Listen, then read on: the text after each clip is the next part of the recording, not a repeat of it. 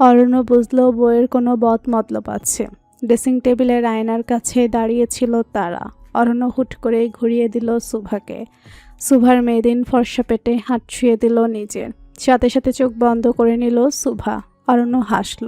সুভার পিঠের চুলগুলো সরিয়ে দিল একপাশে। সুভা ভাবল অরণ্য চুবন দেবে তার ঘাড়ে, আটকালো না সেজন্য। অরণ্যের হাতটা যখন সুভার শাড়ির কুচিতে গেল, সে চোখ খুলে ধরে নিল অরণ্যের হাত।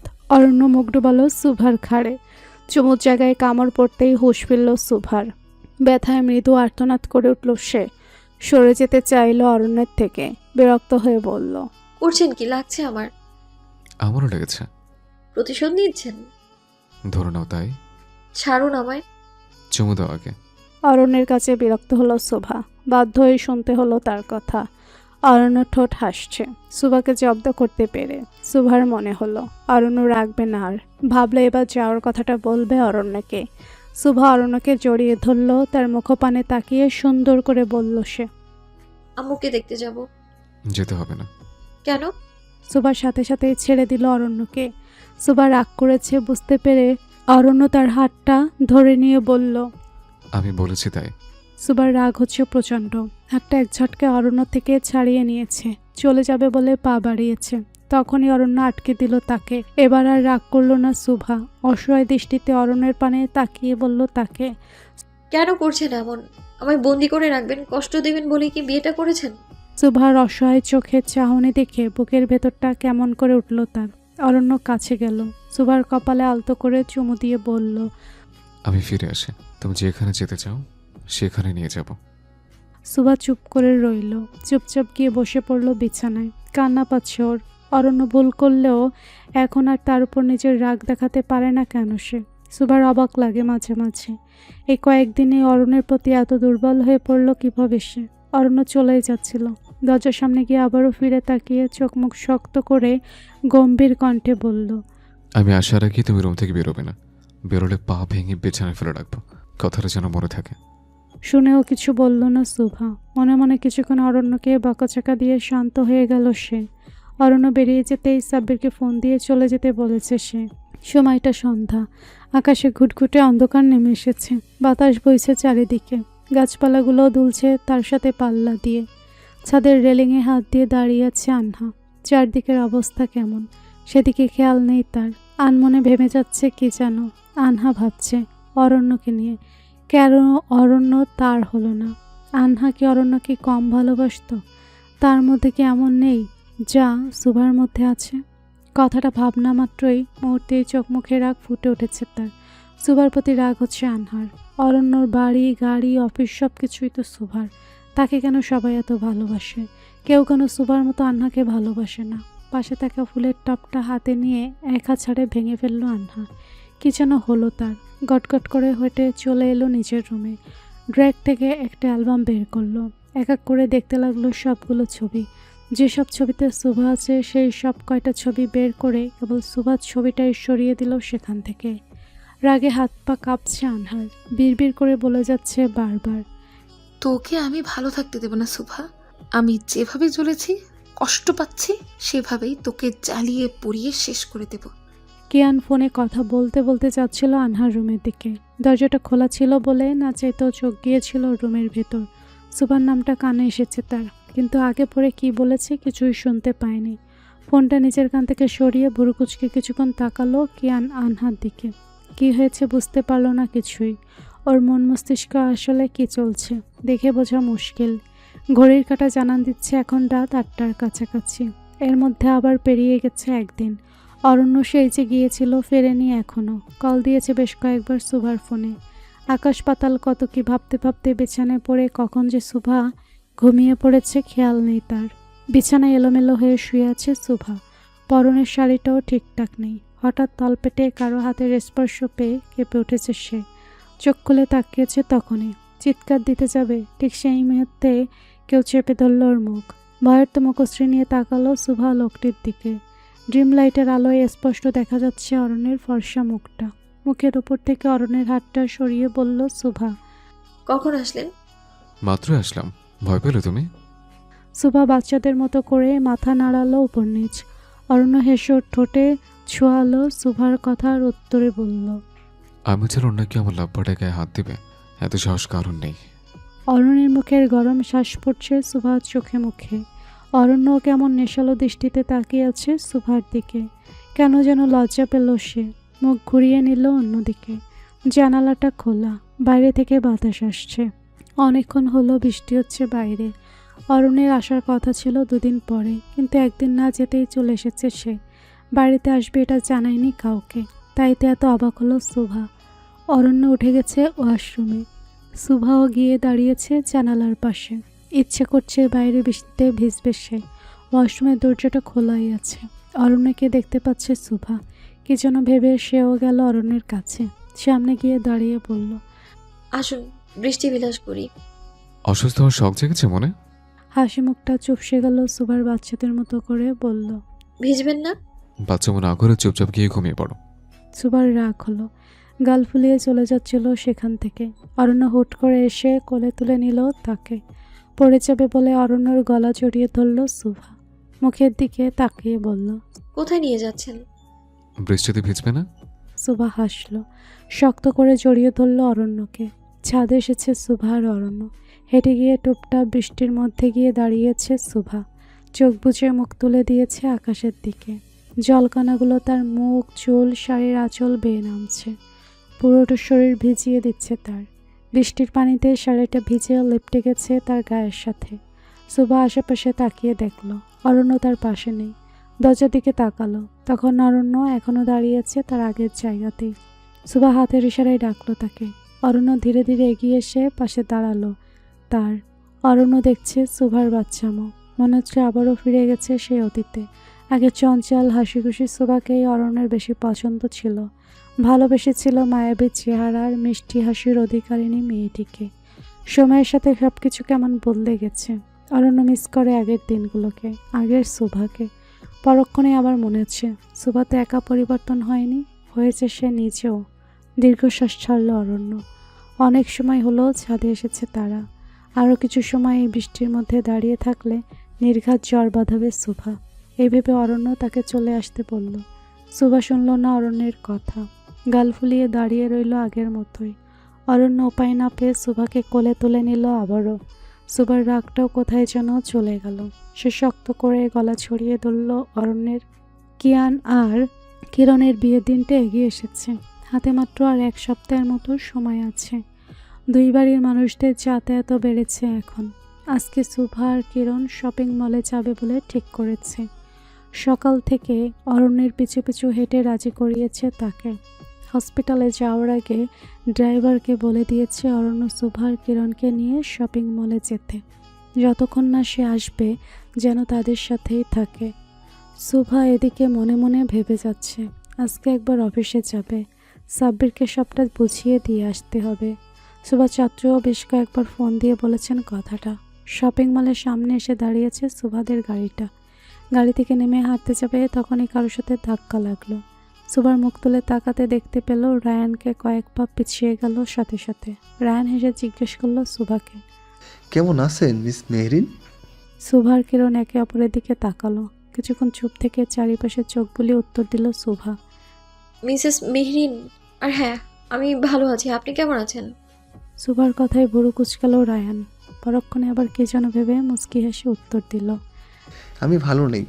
রায়ান কেমন করে তাকিয়ে আছে সুভার দিকে। বিষয়টা মোটেও পছন্দ হলো না কিরণের। এমনিতেই ড্রাইভার ভালোভাবে নজর রাখছে তাদের উপরে। অরণ্যকে হয়তো এতক্ষণে বলেও দিয়েছে সুভা কারোর সাথে কথা বলেছে। ভাইয়ের রাগ কেমন কিরণ জানে ভালো করে। সুভার হাত ধরে টেনে নিয়ে যাচ্ছিল সেখান থেকে। সুভাও চলে যাচ্ছিল। কথা বলে নতুন করে কোনো সমস্যার সৃষ্টি করতে চায় না সে। সুভা যাওয়ার দিকে তাকিয়ে বলে উঠল রায়ান, কেন ভালো নেই জানতে চাইবেন না? কিরণ রাগে দাঁত কিরমির করে তাকিয়েছে রায়ানের দিকে। সুভাকে কিছু বলার সুযোগ না দিয়ে কিরণ বলে উঠেছে রায়ানকে, ডাক্তার দেখিয়ে ভালো থাকার মেডিসিন নিয়ে আসুন, তাহলে আর জনে জনে সবাইকে ভালো না থাকার কারণ বলতে হবে না। কিরণের এমন কথা শুনে হাসি পেল সুভার। কিরণ তখন সুভার হাত ধরে নিয়ে গেল তাকে শপিং মলের ভেতরে। কিরণ শাড়ি পছন্দ করছে। সুভা এদিকে সাব্বিরকে ফোন দিয়ে আসতে বলেছে। ফোনে কথা বলতে বলতে সুভা বেরিয়ে যাচ্ছিল শপিং মল থেকে। কিরণকে অবশ্য বলেই যাচ্ছে। এতদিন পর বেরিয়েছে তাই কিরণও বাধা দেয়নি আর।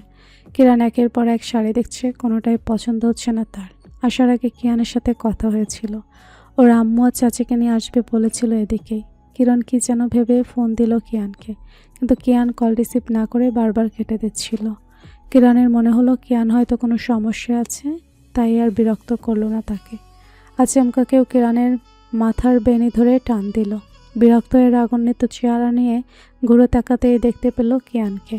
ঘাড় কাত করে মুখে সুন্দর হাসি নিয়ে কিয়ান তাকিয়ে আছে তার দিকে। কিরণ তার হাতে থাকা শাড়িটা কিয়ানকে দেখিয়ে বলল, এটা কেমন? সুন্দর, তবে আমার রাগিনীকে মানাবে না। কিরণের হাসি মাখা মুখটা চুপসে গেল মুহূর্তেই। সে যে এত সময় ধরে বেছে বেছে এটা নেবে বলেই ঠিক করেছিল। কিয়ান একটা মেরুন রঙের সুন্দর জামদানি শাড়ি হাতে নিয়েছে। শাড়িটা মেলে পাশেই দাঁড়িয়ে থাকা কিরণের মাথায় ঘোমটা টেনে দিল। সামনে আয়না। কিয়ান কিরণের কাঁধে হাত রেখে ঘুরিয়ে দিল তাকে। কিরণের ঘাড়ে নিজের থুতনি রেখে বলল, এবার মানিয়েছে, বউ বউ লাগছে। কিয়ানের কথায় লজ্জা পেল কিরণ। কিয়ান দেখল তার লজ্জাবতীর লজ্জায় রাঙা মুখটি। কিয়ানের আম্মু আর চাচি দুজনেই গিয়েছেন জুয়েলার্সের দোকানে। বাড়ির একমাত্র ছেলের বিয়ে বলে কথা, আয়োজন করছেন বড় করেই। কিরণের বাড়িতেই বিয়ের আয়োজনের কোনো কমতি রাখতে চান না তারা, বাবা আর ভাই। অন্য সময় হলে কিরণকে একা শপিং মলে আসতে দিত না অরণ্য। বিয়ে করে বোন চলে যাবে শ্বশুরবাড়ি, তা যা চাইছে সবটাই মেনে নিচ্ছে। কিরণ কিয়ানের সাথে কথা বলতে বলতে হাঁটছিল। তখনই চোখ পড়ল রাস্তার অপর প্রান্তে রায়ানের সাথে। একটা মেয়ে কথা বলছে দাঁড়িয়ে দাঁড়িয়ে।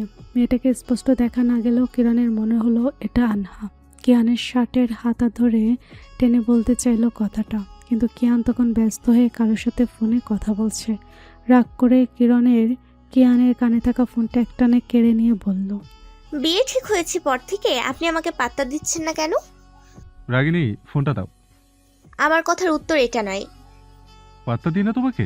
একবার কল না ধরলে তোমার বাসার গেটের সামনে গিয়ে দাঁড়িয়ে থাকি। তোমাকে ভালোবাসি বলেই তোমার ওই বেয়াদব ভাইয়ের হাতে আমার বোনকে তুলে দিয়েছি, তবুও বলবে পাত্তা দিই না? কিয়ান প্রথমে মুখ বেচার করে দাঁড়িয়েছিল। কিয়ানের কথা শেষ হতে একগাল হেসে কাছে গেল তার। দুগাল টেনে হেসে হেসে বলল, রাগলে আপনাকে একেবারে হুলো বিড়ালের মতো লাগে। কিয়ানের সত্যিই রাগ হয়েছিল। কিরণের কথা শুনে এখন হাসি পাচ্ছে তার। দুজনেই কথা বলছিল। তখনই কিছু দূরে দাঁড়িয়ে থাকা কিয়ানের চাচি আর আম্মু ডেকে উঠল তাদের। দুজনেই শুনল তাদের ডাক। এদিকে কিয়ানের সাথে এত সময় কথা বলতে বলতে কিরণের মাথা থেকে আনহার কথা বেরিয়ে গেছে। কেনাকাটা এখনো বাকি।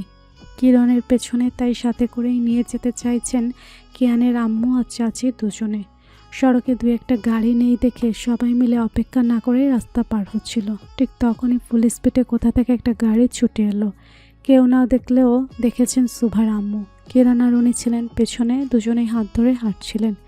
গাড়িটি এসে কিরণকে ধাক্কা মারতে যাবে, ঠিক তখনই তিনি দুহাত দিয়ে ঠেলে সামনে পাঠিয়ে দিলেন কিরণকে। গাড়ির ধাক্কাটা লাগে ওনার নিজের শরীরে। এত জোরে ধাক্কা লাগে যে রোডের ওপর পাশে গিয়ে ছিটকে পড়লেন তিনি। কি হয়েছে বোঝা মাত্র সামনে দাঁড়িয়ে চিৎকার দিয়ে উঠেছে কিরণ। চিৎকার শুনে কিয়ান আর তার আম্মু তাকালো পেছনের দিকে। চাচিকে ডাকতে না পেয়ে কিয়ান ছুটে এসে চিন্তিত হয়ে জিজ্ঞেস করলো কিরণকে, আমার বড় আম্মু কোথায় কিরণ? কিরণের চোখ দিয়ে টুপটুপ করে পানি পড়ছে। ভয়ে হাত পা কাঁপছে ওর। হাতের আঙুল উঁচিয়ে দেখিয়েছে কিয়ানকে। কিরণের ইশারা অনুসরণ করে কিয়ান আর ওর আম্মুও তাকালেন সেদিকে। দেখলেন মানুষ জড়ো হয়েছে জায়গাটাতে। মুখের ভেতরটা কেঁপে উঠেছে কিয়ানের। ওর বড় আম্মুর কি কোনো ক্ষতি হলো? কিয়ান দৌড়ে চলে গেছে রাস্তার ওনার কাছে। পেছনে পেছনে এসেছেন কিরণ আর কিয়ানের আম্মু দুজনেই। লোকজন ঠেলে কিয়ান ভেতরে ঢুকেছে। চোখের সামনে তার রক্তাক্ত বড় আম্মুকে দেখে বুকের ভেতরটা কেঁপে উঠেছে কিয়ানের। হাত পা মাথায় প্রচণ্ড ব্যথা পেয়েছেন তিনি। মাথা থেকে রক্ত বেরিয়ে পুরো রাস্তাটা ভেজে গেছে। কিয়ানের আম্মু আর দাঁড়িয়ে থাকতে পারলেন না। ছেলের সাথে সাথে তিনিও আহাজারি করে ছুটে গেছেন জায়ের কাছে। কিয়ান দেরি না করে অন্যদের সাহায্যে দ্রুত গাড়িতে তুলে নিয়েছে ওনাকে। নিজের ড্রাইভিং সিটে বসেছে। আর পেছনে কিরণ আর কিয়ানের আম্মু কান্না করছেন দুজনেই। কিরণের খুব খারাপ লাগছে, কষ্ট পাচ্ছে মনে মনে। তার জন্যই তো ওনার এত বড় একটা অ্যাক্সিডেন্ট হয়ে গেল। নিজেকে কিভাবে ক্ষমা করবে সে? রায়ান গাড়ির সাথে হেলান দিয়ে মাথায় হাত ঠেকিয়ে দাঁড়িয়ে আছে চিন্তিত মুখ নিয়ে। সামনে থেকে আনহার দিকে রেগে তাকিয়ে আছে। আনহার এত বড় সাহস! রায়ান চৌধুরীর গায়ে হাত তুলেছে সে। রায়ানের ইচ্ছে করছে আনহাকে মেরে ফেলতে, পারছে না শুধু ফেঁসে চাপে বলে। আনহার কপালে চিন্তার ভাঁজ পড়েছে। বারবার বলেও যখন উত্তর পেল না, রেগে চিৎকার দিয়ে বলে উঠল তখন। কি করেছেন বুঝতে পারছেন আপনি? রায়ানও একইভাবে বলল।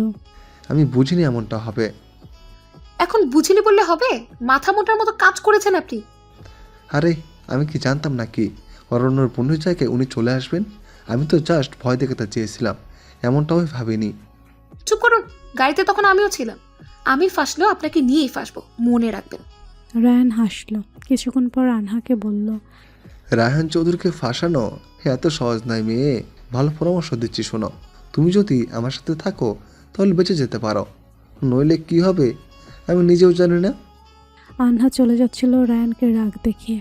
যেতে যেতে বারবার বিড় করে বলে যাচ্ছে। এখন যদি বড় আম্মুর ভালো মন্দ কিছু হয়ে যায়, আমি নিজেকে ক্ষমা করব কিভাবে? রায়ান কি যেন ভেবে হাসছে আনহা যাওয়ার দিকে তাকিয়ে। বড় একটা ভুল করে ফেলেছে সে, কিন্তু অনুশোচনা হচ্ছে না মোটেও। যেভাবেই হোক রায়ানের সুভাকে লাগবে, অরণ্যকেও তার ভুলের শাস্তি দেবে। ইচ্ছাকৃত সেদিন গাড়ি দিয়ে ধাক্কা মেরেছিল অরণ্য তাকে। ব্যাপারটা তখন ঘাটাঘাটি করে দেখেনি রায়ান, কিন্তু পরে যখন অরণ্য আর সুভার রিসেপশনের দিন তাকে অপমান করলো, থ্রেট দিল ভাবে রাগ মাথায় চড়ে গিয়েছিল রায়ানের। তখনই অ্যাক্সিডেন্টের থেকে খোঁজ নিয়ে জানতে পারল সেদিন যে গাড়িটার সাথে তার অ্যাক্সিডেন্ট হয়েছিল সেটা ছিল অরণ্যের গাড়ি। অপেক্ষা করছিল শুধু সঠিক সময়ের জন্য। আজকে এখানে আসার কারণ সে জানতো, সুভার কিরণ এখানে আসবে। অরণ্যের সবচেয়ে প্রিয় হলো তার একমাত্র আদরের বোন। রায়ান এটা শুনেছে আনহার থেকে। রায়ানের মাথায় তখন শয়তানি বুদ্ধি এলো। ভাবলো অরণ্যকে জব্দ করতে কিরণকেই সে ব্যবহার করবে। রায়ানের টার্গেট ছিল কিরণে, কিন্তু কোথা থেকে সুভার আম্মু চলে এসেছেন। সামনে গাড়ির ধাক্কাটা গিয়ে কিরণের বদলে লেগেছে ওনার শরীরে। সুভার আম্মুকে হসপিটালে নিয়ে আসা হয়েছে অনেক আগে। কিরণ গাড়িতে ওঠার সময় মেসেজ করে জানিয়েছিল অরণ্যকে সবটা। ইতিমধ্যেই বাড়ির সবাই এসে উপস্থিত হয়েছেন সেখানে। আনহাও দাঁড়িয়ে আছে দেয়ালের সাথে পিঠ ঠেকিয়ে। কান্না করছেন কিয়ানের আম্মু। কিরণেরও একই অবস্থা, বারবার নিজেকে দোষারোপ করে যাচ্ছে। অরণ্যের আম্মু আব্বু এসেছেন অনেকক্ষণ আগে। সবার কপালে চিন্তার ভাঁজ। সুভার আব্বু জাহিদ হোসেনের আবার হার্টের সমস্যা। ওনাকে বলা হয়েছে মাথায় সামান্য আঘাত লেগেছে ওনার স্ত্রীর, সেরে যাবেন দ্রুতই। কিন্তু কিয়ান তো জানে ওর বড় আম্মুর অবস্থা। এসে থেকে পায়চারি করে যাচ্ছে হসপিটালের করিডোরে। সাদা রঙের শার্টটা রক্তে লাল হয়ে গেছে কিয়ানের। কিয়ান ভাবল সুভাকে আবারও ফোন দেবে, তখনই কোথা থেকে হন্তদন্ত হয়ে ছুটে এসেছে সুভা। কিয়ানের সামনে এসে দাঁড়িয়ে হাঁপাতে হাঁপাতে বলছে তাকে। আম্মু, আমার আম্মুর কি হয়েছে ভাইয়া? কিয়ান চুপ রইল কিছুক্ষণ। একবারও চাচুর দিকে তাকালো, তারপর সুভার হাত ধরে কিছু দূরে নিয়ে গেল তাকে। সুভা চিন্তিত হয়ে আছে, বারবার একই কথা জিজ্ঞেস করছে কিয়ানকে। কিয়ান সবটা বুঝিয়ে বলল ওকে। এখন আরও বেশি টেনশন হচ্ছে সুভার। ওর আম্মু কেমন আছেন, ঠিক আছেন তো? মাথায় হাত চেপে কেবিনের দিকে যাচ্ছিল সে। নার্স এসে থামিয়ে দিয়েছে ওকে, কিন্তু সুভার অশান্ত মন যে মানছে না। ওর আম্মু ভালো আছেন কিনা তা জানলে শান্তি পাবে না কোনোভাবেই। কিছুক্ষণ পর মিহি বেরিয়ে এসেছে অপারেশন থিয়েটার থেকে। সুভা দেখা মাত্রই ছুটে গেছে ওর কাছে। মিহি বুঝলো সুভা চিন্তার কারণ। কিছু বলতে যাবে তার আগেই বলে উঠেছে সুভা। মিহি আপু, আমার আম্মু ঠিক আছেন তো? মিহি কিছুক্ষণ চুপ থেকে সবার দিকে একবার তাকিয়ে আস্তে করে বলল সুভাকে। চিন্তা করো না সুভা, সব ঠিক হয়ে যাবে। অরণ্য দেখছে ওনাকে। কথাটা বলে আর দেরি করেনি মিহি, চলে গেছে সেখান থেকে। অরণ্য তাকে পাঠিয়েছে কোনো একটা ওষুধ আনতে, তাই আর কথা বলে সময় নষ্ট করেনি। যত সময় যাচ্ছে সুভার আম্মু সেলিনা বেগমের অবস্থার অবনতি হচ্ছে। হাত পার মাথায় প্রচণ্ড ব্যথা পেয়েছেন উনি। অরণ্য আদৃশকে জানালো ওনাকে ইমিডিয়েটলি আইসিইউতে শিফট করতে হবে। অরণ্য একটা ইঞ্জেকশন আনতে যাচ্ছিল, তখন নিচের কাঁপা কাঁপা হাতটা দিয়ে ওর হাতের আঙুল ধরলেন সেলিনা বেগম। ওনার জ্ঞান ফিরেছে বোঝা মাত্রই তড়িৎ গতিতে মাথা ঘুরিয়ে তাকিয়েছে অরণ্য। নিভু নিভু চোখে অরণ্যের পানে তাকিয়েছেন সেলিনা বেগম। কিছু বলতে চাইছেন অরণ্যকে। বুঝতে পেরে অরণ্য ওনার হাতটা শক্ত করে ধরল, চোখ ইশারায় আশ্বাস দিল উনি ঠিক হয়ে যাবেন। চোখ দিয়ে দুফোঁটা পানি গড়িয়ে পড়ল সেলিনা বেগমের। অরণ্যের হাত থেকে নিজের হাতটা ছাড়িয়ে আস্তে আস্তে মুখে থাকা অক্সিজেন মাস্কটা খুলে বললেন অরণ্যকে। তোমার বোনের সাথে আমার কিয়ানের বিয়ে দিও বাবা। আমার মেয়েটাকে কষ্ট দিও না। মুখে না বললেও আমার মেয়েটা মনে মনে তোমাকে অনেক ভালোবাসে। মা হয়ে আমি বুঝতে পারি এটা। কথাটা বলেই কষ্ট করে শ্বাস নিচ্ছেন সেলিনা বেগম। চোখটা বারবার বন্ধ হয়ে আসছে সেলিনা বেগমের। অরণ্য ভয় পেয়ে দ্রুত মাস্কটা লাগিয়ে দিয়েছে ওনার মুখে। অরণ্য ওনাকে চুপটি করে শুয়ে থাকতে বলল, কিন্তু শুনলেন না তিনি। আবারও কিছু একটা বলতে চাইলেন অরণ্যকে। মুখের মাস্কটা খুলে ওর হাতটা ধরে বললেন, আমার মেয়েটাকে কষ্ট পেতে দিও না বাবা। ও চুপচাপ নিজের কষ্টগুলো কাউকে বলে না। তুমি বুঝে নিও। তোমরা সুখে আছো দেখলে আমি মরেও শান্তি পাবো। অরণ্যর খুব কষ্ট হচ্ছে কথাগুলো শুনে।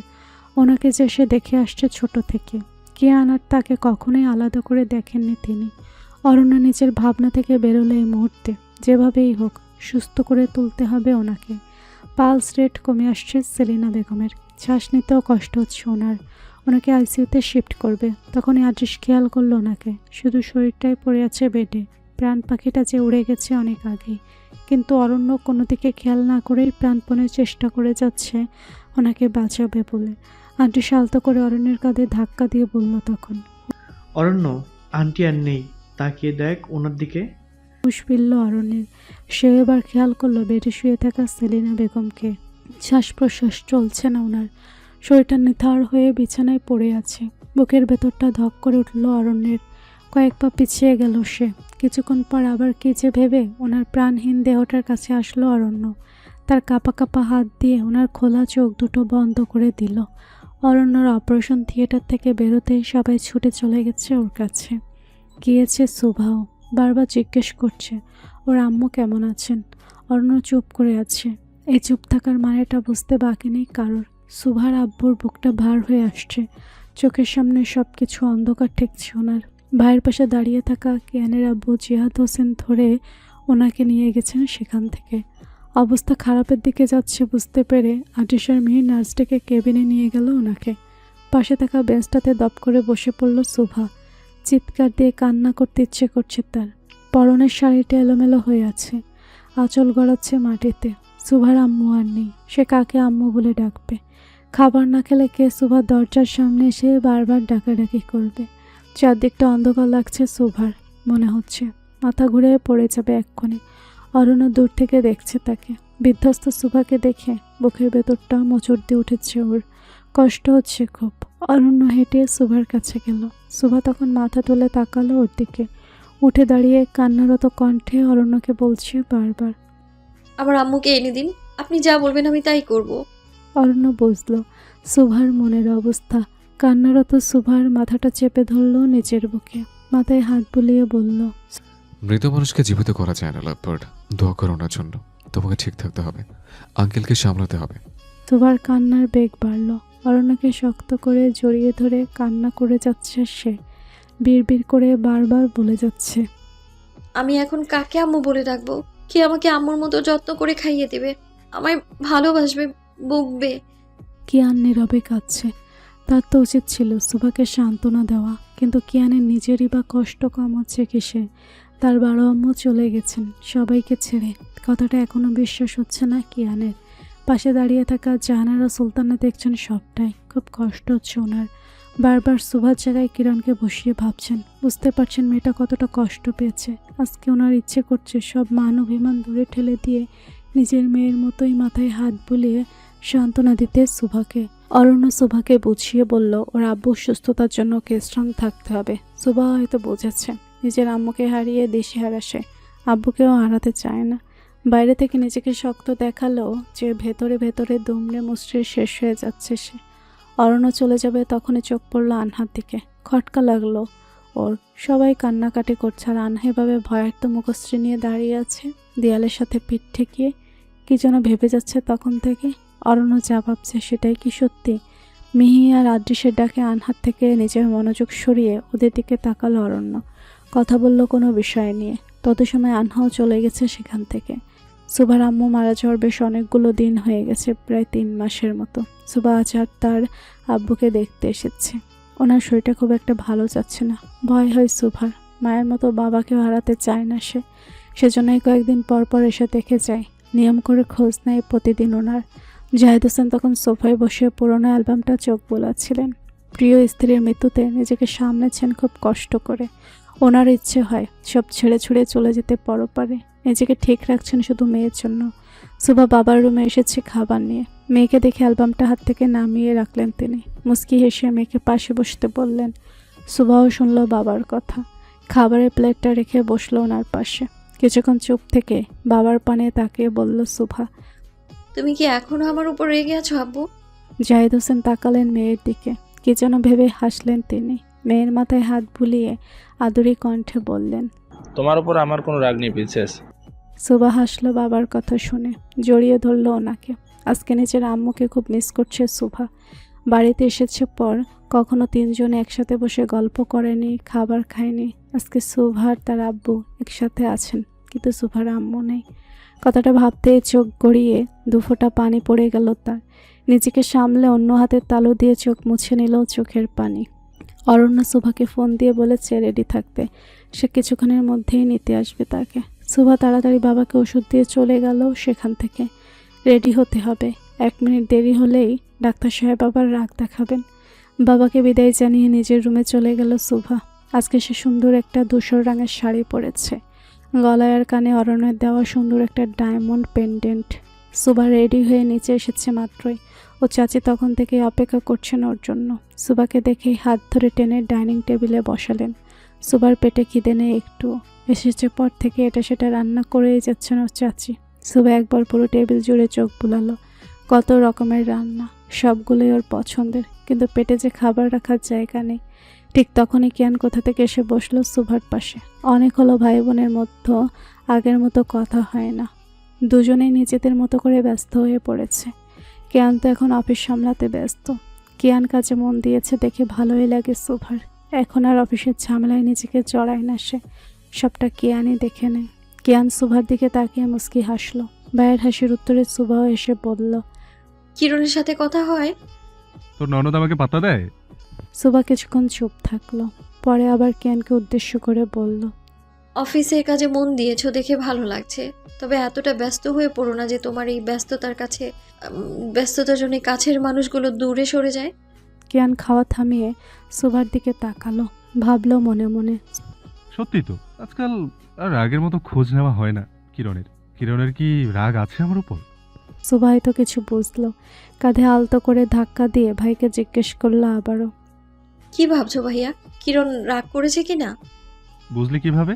সুভা হেসে উত্তর দিল ভাইকে, মেয়েরা অভিমান করলে চুপ হয়ে যায়, যেমনটা হয়েছে কিরণ। তোমার প্রতি ওর মনে অভিমান জমেছে। যত দ্রুত সম্ভব এই অভিমানের দেয়াল ভেঙে আবারও কাছে টেনে নিও ওকে। কিয়ান কিছুক্ষণ চুপ থেকে হাসলো। মাথা নাড়িয়ে সায় জানালো বোনের কথায়। সুভার খাওয়া শেষ, এবার তাকে উঠতে হবে। বাড়ির ঘাটের সামনে এসে দাঁড়িয়ে আছে অরণ্য। বারবার কল দিচ্ছে তাকে। ব্যস্ত হয়ে চেয়ার ছেড়ে উঠেছে সুভা। এবার তাকে ফিরতে হবে। কিয়ানের কি যেন মনে হলো। গম্ভীর কণ্ঠে বলে উঠল সুভাকে, আমাদের বাড়িতে আসলে কি তোর বড়লোক ডাক্তার বরের সম্মান কমে যাবে? তা হতে যাবে কেন? তোমাদের এই মেয়েদের মতো চুলোচুরি করার অভ্যেসটা কি কোনো কালেই যাবে না ভাইয়া? এখন তো বরের পক্ষ নিবি। হাসলো সুভা। কিয়ানের কাছে এগিয়ে গিয়ে আস্তে করে বলল, তোমার রাগের কারণ আমি বুঝতে পারছি। অতি শীঘ্রই শুভ দিনটা আসতে চলেছে, রেডি হও। কিয়ান ভুরু কুচকে একবার সুভার দিকে তাকিয়ে আবার খাওয়াই মন দিল। সুভা আর কথা বাড়ালো না, শুধু হাসলো মনে মনে। এই দুজনে চোখে চোখে ঝগড়া দেখতে ভালোই লাগে সুভার। দেখা হলেই মেয়েদের মতো একজন অন্যজনকে খোঁচা মেরে কথা বলে। এগুলো দেখলে শব্দ করে হাসতে ইচ্ছে করে পারে না, শুধু দুজনেই রেগে যাবে বলে। ড্রাইভিং সিটে বসে আছে অরণ্য, পাশেই বসে আছে সুভা। দুজনেই চুপ করে আছে। বাহিরের দিকে তাকিয়ে সুভা ভাবছে মনে মনে, ওর আম্মুর মৃত্যুর পর সবকিছু কেমন পরিবর্তন হয়ে গেছে। সুভার সাথে অরণ্যের আম্মু জাহানারা সুলতানার সম্পর্কটা এখন আগের থেকে অনেক ভালো হয়েছে। বৌমার খেয়াল রাখেন, তিনি মেয়ের মতোই আদর করেন সুভাকে। বারবার নিজের মেয়ের জায়গায় সুভাকে বসিয়ে ভাবেন, বুঝতে পারেন মাকে হারিয়ে কতটা কষ্ট পাচ্ছে মেয়েটা। ওনার এত যত্ন পেয়ে ভালোই লাগে সুভার। এক মাকে হারিয়ে আরেক মা পেয়েছে সে। অরণ্যের টক্সিসিটি মাঝে মধ্যে বিরক্ত লাগে, তার পরক্ষণেই আবার মায়া হয় অরণ্যের জন্য। ভেঙে পড়ে সুভাকে খুব যত্ন করে বুকে আগলে নিয়েছে অরণ্য। এখন আর অরণ্য রাগলেও ভয় হয় না তার। বিশ্বাস, তাকে কিছুক্ষণ না যেতেই আবার অরণ্য বুকে টেনে নেবে তাকে। বাড়িতে যাওয়ার বদলে অরণ্য সুভাকে নিয়ে এসেছে নিজের ফ্ল্যাটে। আটিশ আর মেহিকেও আসতে বলেছিল সেখানে। তারা তো অরণ্য আর সুভা আসার আগে এসে হাজির হয়েছে। অরণ্য সেই তখন থেকেই কোনো প্রয়োজনীয় কথা বলে যাচ্ছে ওদের সাথে। সুভাকে অরণ্য নিজেই রুমে যেতে বলেছে। সুভাও বুঝলো অরণ্য চায় না তাদের কথা সে শুনুক, তাই নিচে থেকেই চলে গেছে। আজকে আকাশে মেঘ ডাকছে, মুষলধারে বৃষ্টি হচ্ছে বাহিরে। নিজের রুমের ব্যালকনিতে দাঁড়িয়ে আছে সুভা। বাইরের বৃষ্টির পানি হাত দিয়ে ছুঁয়ে দিচ্ছে সে। অরণ্যের জন্য অপেক্ষা করছিল এত সময়, মাত্র এসে দাঁড়িয়েছে এখানে। বৃষ্টির পানি এসে ভিজিয়ে দিয়েছে ওর পুরো মুখ, শরীরের পাতলা শাড়িটাও ভিজিয়ে লেপটে আছে গায়ের সাথে। আচমকা তলপেটে কারো হাতের স্পর্শ অনুভব করলো সুভা। কিছু না বলেই চোখ বন্ধ করে নিল সে। সুভা ভালো করেই জানে মানুষটা অরণ্য, তাই চুপটি করেই দাঁড়িয়ে আছে সে। সুভার ফর্সা পিঠে এসে পড়া চুলগুলো অরণ্য সরিয়ে দিয়েছে একপাশে, মুখ ডুবিয়েছে ওর গলায়। অরণ্যের ঠোঁটের উষ্ণ স্পর্শে বারবার কেঁপে উঠছে সুভা। ঘুরে তাকিয়ে মাথা নাড়িয়ে কাছে আসতে বারণ করলো অরণ্যকে। অরণ্য শুনল না তার কথা। বাঁকা এসে সুভার কোমরে দুহাত চেপে নিয়ে আসলো নিজের কাছে। টুপ করে ঠোঁটে একটা চুমু দিয়ে বলল অরণ্য,